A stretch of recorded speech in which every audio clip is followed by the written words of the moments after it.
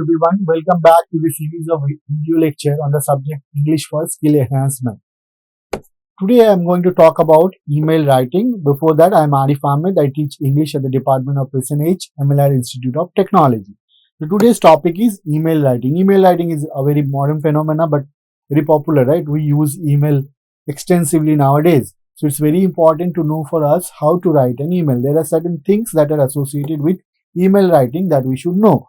So let's see the overview of today's lecture. What are the things that I'm going to discuss? First, I'll be talking about what is an email, which is a fundamental thing, and then structure and parts of email. What are the different parts or components of email and how to structure an email, how to compose an email. So these are the basic things, two basic things that I'm going to cover. So what is email? Email is basically what? It's an electronic communication. In very simple language, it's electronic communication. It's one kind of communication because we convey a message, we communicate something, but it is done through electronic media. That's why electronic communication. Right? The name also you can see E stands for electronic only. So it's like mail means what? Normal post, like the conventional post when you send a letter through in an envelope and it is transferred via post. Similarly, this is also kind of post, a message gets transferred, but the medium is different. The medium is electronic. Now, formal emails are used for professional communication. So, formal, nowadays we can send, personal email also for, informal communication, but formal emails are used for professional communications. Now, it is very common in academic, business and official settings. Must follow etiquette, structure and clarity. These are the basic things. Please remember that. Now, let's see basic structures of a formal email. What is the basic structure? So these are the basic parts, fine, or components of a email. Subject line, again same like letter, subject line is very important, then salutation, then introduction, then body, closing statement, sign off, and then signature. Signature contains also your contact info. Fine. Now let's look into each of these points in detail. What is subject line? So first of all, same like if you remember the subject line, how to write a subject line, like we discussed it while discussing about letter writing. The same thing here. It should be very clear, specific and concise. So do not use like a big sentence to write the subject line. Just maximum 6 to 8, max 10, 12 words, not more than that. So very small line, it should be clear, specific and concise. See here, do not use any informal kind of subject line. This is one trend which should be avoided. We simply write hi in the subject line or simply we write urgent in the subject line. No. Even though you want to say that it's urgent, use the word urgent and then mention the subject line. Write one line, 8 to 10 words to talk about the subject. That is important. Do not simply write urgent in the subject line. So see, this is the perfect example. Request for internship opportunity, BTech student. So you are writing the subject line in detail. Fine. Then salutation or greeting. So how do you write the salutation? Use appropriate titles. Using appropriate title is very important. You need to check whether the person is married, unmarried, accordingly, male, female, accordingly you have to use. Okay, so you can see dear Mr. or Miss or Doctor plus last name. Normally in the salutation we use the last name. For example, my name is Arif Ahmed, so I'll be using dear Mr. Ahammed. Now I won't normally say dear Mr. Arif. First name is not used, last name is used. Please remember, if you don't know the name of the person, then go with the designation like normal thing, sir or madam, dear sir or madam. Now this is the example. You can see dear Dr. Ali. Momin Ali is the full name actually, but the last name I am using. Do not use salutation like hey and hi and all. Now this is very much okay if you are writing an informal communication, if you are sending an informal mail to your friend and all, but not when you are writing a formal communication, you are writing a formal email, right? Always use this kind of salutation. Fine, very important thing. Now introduction paragraph. What do you write? Now I'm coming into the main paragraph of the mail. What do you write in the introduction paragraph? Briefly state the purpose of the email. Okay, so first line here, unlike letter writing, if you remember, I talked about 3 paragraph format. 3 paragraph. First paragraph, I ask you guys to start with your basic introduction, your name and place from where you belong. But mail you prefer, like, no need to write, because in your mail ID it would be there. So in mail, what happens, you simply write the purpose, briefly state the purpose of the email. The first thing, I am writing to request permission to attend the technical fest as a participant from our department. Here also, if you start with a basic introduction, I am Arif Ahmed and I am writing this email, that is also fine. Even if you don't write it, if you directly start with this is also fine. So this is the first paragraph, please remember. Then body of the email, main paragraph of the email, explain your request or message in detail. So now here, just like the letter, the middle paragraph where you were required to elaborate the purpose of writing the letter, same thing. Here also explain your request or message, what request you are making, why you are making the request, what kind of message you are conveying, what is the content of the message. Be elaborate on that. Okay. But do not write unnecessary things. Just do not make it very big. Remember, use paragraphs or bullet points if needed. Okay, multiple paragraphs you can use according to the subject, but please remember that you need to be very precise. Especially in email, it needs to be shorter. Letter, it can be a little longer. It might not be an issue, but email, it should be very concise, and you should not be using long paragraphs or more paragraph. If it is possible to, like, convey the message in one single paragraph, 4-5 lines, you go for it. Do not go for 2-3 paragraphs. Fine. And then be polite and professional. This is also very important. The kind of words you are choosing, they need to be polite and they also need to be professional. Fine. So body of the email. Now closing paragraph. What do you do in the closing paragraph? Summarize or restate the action needed. What action you are expecting from the receiver of the mail, that you have to do, right here. Offer thanks or express willingness to respond according to the context. So you can see one example. Thank you for considering my request. I would be happy to provide more details if required. So you are actually expressing thanks. You can also finally make the hence I request you to consider my application. According to the context, anything would be fine. Expressing thanks also, as expressing willingness to respond also is fine. Fine. So this is closing paragraph. Now professional sign off. How do you do sign off? Yours sincerely, yours faithfully, if name is unknown. But this is outdated. Faithfully we don't use. It's better to use yours sincerely, or mail best regards also is the most commonly used expression for email. For letter, yours sincerely, you will find, more people are using yours sincerely. But when it comes to mail, most of the people use actually what? Best regards. So this is one common sign off. Avoid casual closings like cheers or take care. Do not use this kind of closing when you are writing a formal letter. Please remember, very important thing. Next one, signature block. So what do you do in the signature block? You include your full name, designation or course if applicable, then contact info. See the example here. Kalyan Raghav, BTech second year, CSE MLR Institute of Technology, your contact info. So this is how you write the signature line of a mail. Now, one important thing here about the length of a mail. How normally this is a very common question that I face from my student. Sir, how long the mail should be?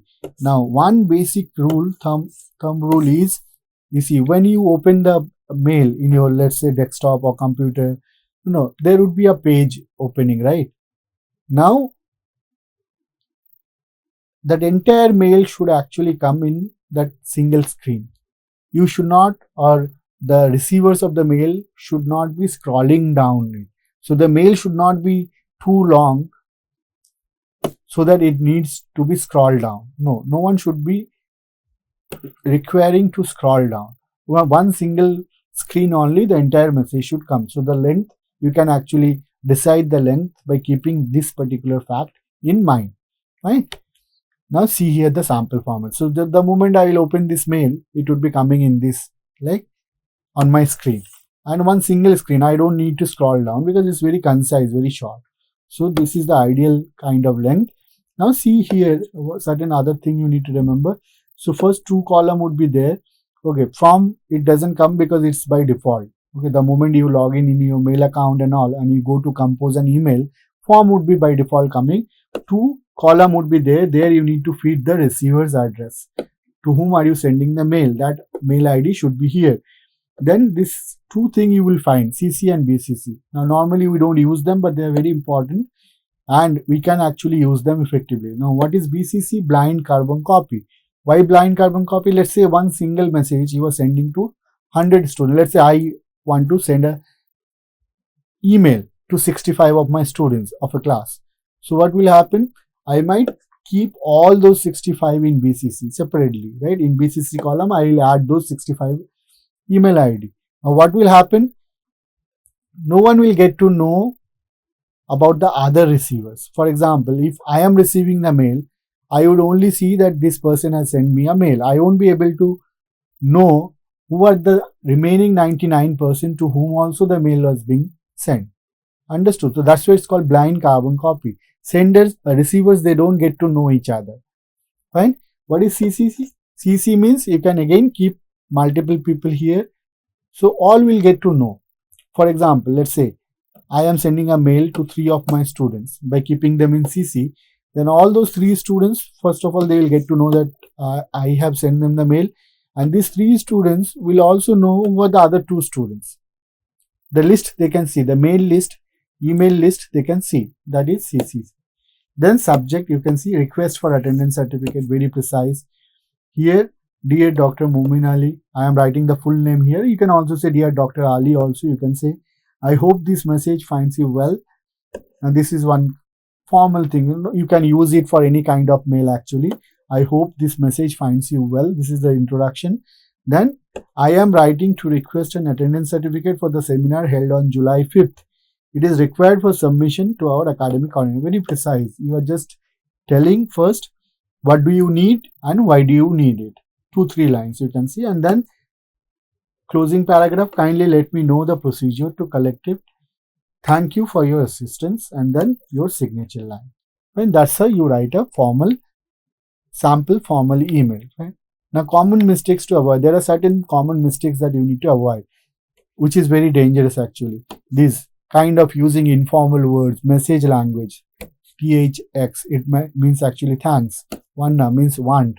All these things should be strictly avoided in formal email. Please remember, do not miss the subject line. In email, we do not actually include the subject line. Please understand subject line is very important. Missing subject line means you are not professional. You are not following the professional etiquette. If you are not writing the subject line of a mail, do not use overly long paragraphs. Make it very simple and precise. 3, 4, 5 lines at max. Do not write long paragraphs with 15, 20 lines. No. No greetings or closing. This is one area. Sometimes we forget to greet or to include the closing. These 2 things are also equally important. Greetings, dear sir, dear madam, very important. Closing, thanking you, yours sincerely, best regards. This is also equally important. Now attaching files without explanation. Sometimes what happens, we'll simply attach a file. Let's say I wrote a letter. Now I have to send it.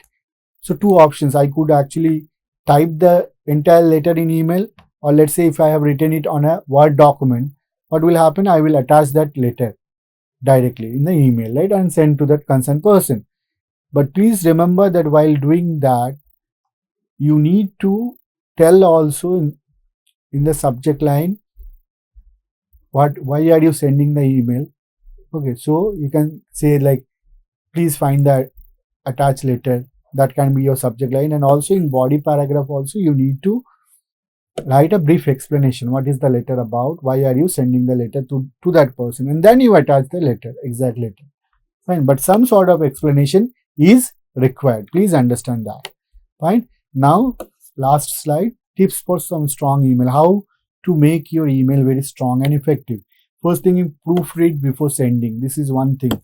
Normally after typing, we don't proofread it. Now that leads to lots of confusion and problem also. Because while typing, we commit very, unconscious mistakes, many unconscious mistakes. So unless we are doing proofread, those mistakes will not go away. You will be sending the mail with all those mistakes. So that's why it's very important to proofread in order to avoid any sort of embarrassment, right? Keep tone respectful and neutral. Your tone should always be respectful and neutral. Use very polite kind of vocabulary, words. use proper grammar and punctuation. This is also very important. You need to take care of your grammar. You need to check whether the sentence are grammatically correct or not, whether you have used the punctuation marks properly or not. Randomly do not just put full stop, comma anywhere you like. As you got to know, each punctuation marks have their own role and their own place. You have to be very careful about them. Respond promptly to replies. If you are receiving a mail, make sure that you are responding it quickly as soon as possible. Do not unnecessarily delay the reply.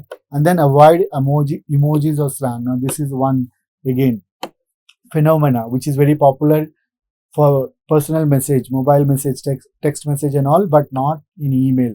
In email, especially in professional email, do not use emojis or slang. Slang language, many slang expression, like there are certain kind of expression that is being used by the student of this generation, right? All those kind of expression, while you are communicating with your friends and all, fine, but while making a formal communication, please never use those emojis or slang. Fine. So I hope this is clear. You can easily now compose an email by keeping all these factors in mind. Thank you for being with me. But before that, just a quick repetition reminder. What did we learn today? Basic idea about email. We got to know about what is an email, structure and components of an email we got to know.